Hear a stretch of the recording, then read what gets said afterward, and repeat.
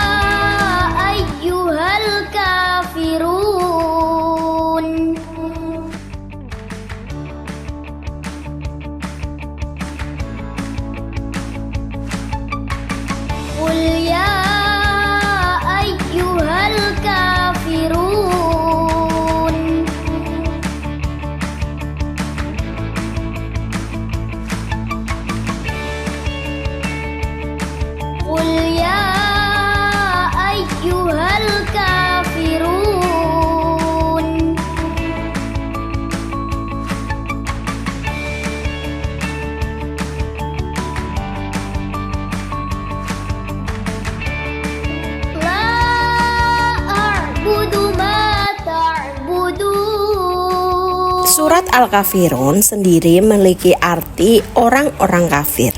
Al-Kafirun merupakan surat ke-109 yang termasuk surat Makkiyah. Anak-anak, pada ayat pertama surat Al-Kafirun terdiri dari 4 tajwid, yaitu yang pertama mad jaiz munfasil, karena huruf mad bertemu hamzah di lain kata sehingga dibaca panjang 2, 4 atau 5 harokat. Yang kedua alif lam komariah, karena alif lam bertemu dengan salah satu huruf komariah yaitu kaf. Cara membacanya yaitu dengan jelas. Nah, selanjutnya yaitu mad arid li sukun, karena waw sukun didahului huruf berharokat dhammah dan bertemu di akhir kalimat. Membacanya dengan panjang selama 2 sampai 6 harokat. Ayat kedua surat Al-Kafirun juga terdiri dari 3 hukum tajwid. Yang pertama apa anak-anak? Iya betul, mad jaiz munfasil, karena lam fathah diikuti alif bertemu dengan hamzah di lain kata. Nah, cara membacanya gimana? Cara membacanya yaitu dengan dipanjangkan selama 2 sampai 5 harokat. Yang kedua mad tabi'i, karena mim fathah bertemu dengan alif, dibaca panjang selama 2 harokat. Yang ketiga mad arid li sukun, karena hukum wawu sukun didahului hukum harokat dhammah dan pertemuan berada di akhir kalimat. Dibacanya gimana? Dibaca panjang selama 2 sampai 6 harokat. Pada ayat ketiga surat Al-Kafirun terdiri 6 hukum tajwid. Yang pertama mad jaiz munfasil, karena lam fathah bertemu dengan alif lalu diikuti hamzah namun di lain kata. Yang kedua ifa, karena nun sukun bertemu dengan tak. Nun sukun dibaca sama dan didengungkan selama 3 harokat. Yang ketiga idhar syafawi, karena mim sukun bertemu dengan ain. Selanjutnya mad tabi'i, karena huruf waw sukun didahului oleh huruf berharokat dhammah yaitu dal. Membacanya panjang 2 harokat. Kemudian mad jaiz munfasil, karena huruf mad yaitu mim fathah bertemu alif dan diikuti hamzah namun di lain kata. Cara membacanya yaitu dipanjangkan 2 sampai 5 harokat. Yang terakhir qalqalah kubro, karena salah satu huruf qalqalah yaitu dal berada di akhir kalimat sehingga diwakofkan. Cara membacanya bagaimana anak-anak? Dengan dipantulkan.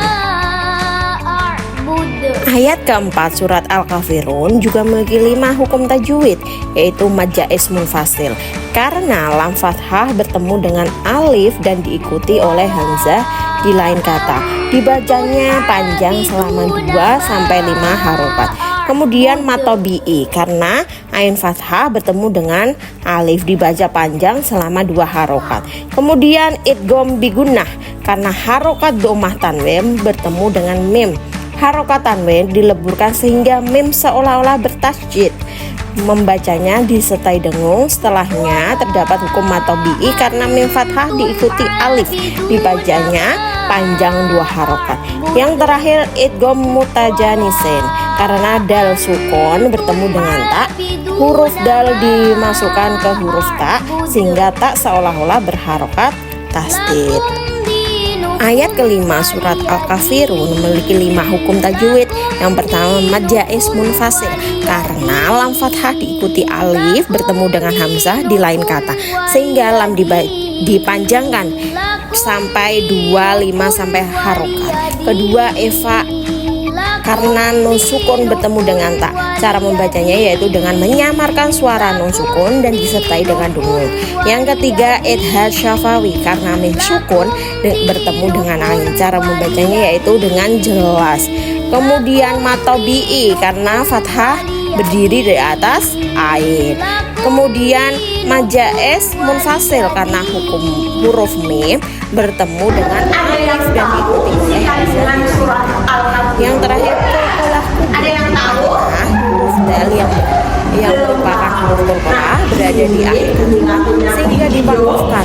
Membacanya dengan cara Kandungan surat Al-Kafirun nanti ayat terakhir atau ayat menyimak ya dan menyimpulkan 4 hukum tajwid. Yang pertama idhar syafawi, karena mim sukun bertemu dengan dal. dibaca secara jelas, lalu setelahnya berlaku hukum atau fi'il karena dal yang berharkat asroh diikuti ya sukun. Cara membacanya dengan dipanjangkan dua harakat. Kemudian idgham syafawi karena sukun kemudian waw dibacanya jelas. Yang terakhir mat aridul sukun karena hukum huruf dal berharokat kasroh diikuti ya sukun dan berada di akhir kata. Cara membacanya bagaimana Bu? Cara membacanya panjang selama 2 sampai 6 harakat. Dakwah Islam yang dilakukan Nabi Muhammad SAW kepada penduduk Mekah mulai mendapatkan hasil. Orang-orang terdekat beliau satu persatu menyatakan diri masuk Islam dan mendapat julukan As-Sabiqunal Awwalun. Kondisi ini membuat orang-orang kafir Quraisy geram dengan gencarnya dakwah yang dilakukan Nabi Muhammad. Mereka berusaha menghentikan dakwah dengan menghina dan memfitnah Nabi. Suatu ketika Nabi Muhammad sedang berjalan sendirian di tengah keramaian.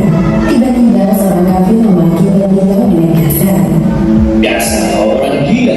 Hei semuanya, dengar. Muhammad adalah hilang akalnya sejak dia mengaku sebagai Nabi terakhir. Di waktu yang lain, mereka memberi julukan yang tidak pantas bagi Nabi. Muhammad itu ahli sihir dan pendusta. Jangan sekali-kali kalian mempercayai ucapannya. Nabi Muhammad yang mendengar ajakan orang-orang kafir itu tidak menanggapi dan terus berjalan. Doa dan zikir selalu menyertai setiap langkah kaki beliau. Bahkan mereka mendustakan mukjizat Nabi Muhammad, yakni Al-Qur'anul Karim. Al-Quran yang sering dibaca oleh Muhammad adalah dongeng orang-orang dahulu. Tidak ada sama sekali kebenaran di dalamnya. Tidak berhenti sampai di situ. Beberapa utusan kaum kafir Quraisy beberapa kali mendatangi para Nabi Muhammad, yaitu Abu Thalib, untuk menghentikan dakwah keponakannya. Namun Abu Thalib menolak dengan halus permintaan mereka. Sehubungan dengan penolakan tersebut, berkumpullah para pembesar kaum kafir Quraisy. Mereka berdiskusi untuk menghentikan dakwah Nabi Muhammad. Aku Thalib telah menolak permintaan kita. Sekarang, mari kita susun rencana baru untuk menghentikan dakwah Muhammad. Ya, apapun akan kita lakukan agar Muhammad berhenti membuat perpecahan antar kabilah. Keesokan harinya, utusan pertama kaum kafir Quraisy menemui Nabi Muhammad. Ia membawa berbagai penawaran. Wahai Muhammad, jika engkau menginginkan kekayaan yang murah, kami akan memberikan itu. Kalau engkau ingin kemuliaan, kami akan mengangkatmu sebagai raja. Bahkan, jika engkau menginginkan bermacam, kami akan memberikan itu. Semua kenikmatan yang engkau inginkan akan kami beri asalkan engkau berhenti dakwah. Nabi Muhammad sama sekali tidak tertarik dengan semua penawaran yang diajukan. Apakah engkau telah selesai bicara? Ya sudah, manakah yang engkau pilih, wahai Muhammad? Nabi Muhammad menanggapi penawaran tersebut dengan sopan. Aku tidak akan memilih semua penawaran itu. Sekarang kembalilah engkau kepada kaummu. Utusan itu kembali ke tengah-tengah kaumnya dan melaporkan peristiwa yang baru terjadi. Kemudian para pembesar kafir Quraisy kembali berkumpul untuk membicarakan tentang rencana selanjutnya. Pada hari yang telah ditentukan, datanglah utusan kedua untuk melakukan penawaran dengan Nabi Muhammad. Utusan kedua ini sangat berhati-hati dalam berbicara agar nasibnya tidak sama seperti utusan pertama. Wahai anak saudaraku, bagaimana jika kita ambil jalan tengah demi menjaga perdamaian antar kabilah? Jadi, kita saling bergantian menyembah Tuhan satu sama lain selama 1 tahun. 1 tahun pertama, engkau dan pengikutmu menyembah Tuhan kami, Lata dan Uzza. Kemudian, 1 tahun berikutnya, kami akan menyembah Tuhanmu. Apabila ternyata Tuhan kami lebih baik dari Tuhanmu, maka ikutlah kami. Begitu pula sebaliknya, jika Tuhanmu lebih baik dari Tuhan kami, maka kami akan mengikutimu. Nabi tidak habis pikir dengan penawaran kaum kafir Quraisy. Beliau dengan tegas menanggapi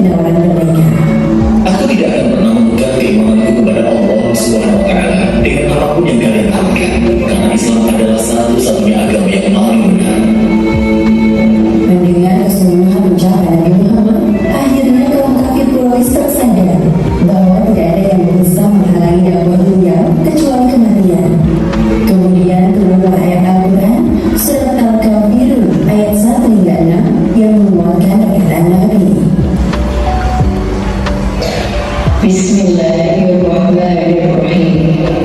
Qul ya ayyuhal kafirun la a'budu ma ta'budun wa la antum 'abidun ma a'budu wa la ana 'abidun ma 'abadtum wa la antum 'abidun ma a'budu lakum dinukum waliya din. Nah, ada yang bisa menyimpulkan dari cerita ini? Ada yang bisa? Iya, Fatma. Apa Fatma? Oh, iya. Nabi Muhammad tidak memaksakan kaumnya, katanya Mbak Fatma. Ada yang bisa lagi? Bisa, Mas Fadli? Iya. Surat Al-Kafirun itu menjelaskan tentang toleransi antar umat beragama, saling menghargai, menghormati antara agama yang satu dengan agama yang lain. Islam mengajarkan kita untuk saling menyayangi, saling menghormati antara agama satu dengan agama yang lain. Surat Al-Kafirun menjelaskan kita tentang Nabi Muhammad. Tidak memaksakan kaum kafir untuk menyembah apa yang disembah beliau. Karena menurut Nabi Muhammad, agamamu agamaku, agamaku agamaku. Beliau tidak menyuruh kaum kafir, tidak memaksakan keyakinan kaum kafir untuk menyembah Allah Subhanahu wa Ta'ala. Kaum kafir ya tetap menyembah kaum kafir, menyembah berhala, dan Nabi Muhammad tetap menyembah Allah. Karena agamamu agamaku, agamaku agamaku. Nah, perlu kalian ingat bahwasannya Muslim tetap melakukan ibadah sesuai dengan ajaran yang dianutnya. Ajaran-ajaran sesuai ajaran-ajaran agama Islam, dan agama lainnya pun juga melakukan ibadah, aktivitas ibadah yang sesuai keyakinan mereka. Kita tidak boleh apa? Tidak boleh apa? Iya benar, tidak boleh memaksakan keyakinan orang lain. Seumpama temanku ya, hari Minggu mau beribadah, agamamu beragama Kristen, itu mau ibadah, terus teman-teman dan temanmu itu kamu aja, Allah bermain, jangan beribadah, ayo bermain sepak bola aja sama aku lebih seru. Tidak boleh. Itu apa? Memaksakan kehendak itu anak itu, padahal anak itu mau beribadah. Saling bertoleransi, saling menghormati. Nanti kalau di lingkungan kalian ya, temanmu ada yang mau ibadah, jangan ganggu, harus dikasih waktu biar beribadah. Wong kita aja beribadah juga dikasih waktu. Nah, setelah pembelajaran hari ini, bila harap kalian bisa menerapkan di lingkungan kalian ya, bisa menerapkan, bisa hidup saling menghargai, hidup berdampingan ya, hidup berdampingan dengan berbeda agama. Nanti anak-anak tugas hari ini bisa menulis surat Al-Kafirun beserta artinya di bukunya masing-masing. Nah, sekian hari ini pembelajaran Quran hadis hari ini ya. Nanti anak-anak bisa menulis ya.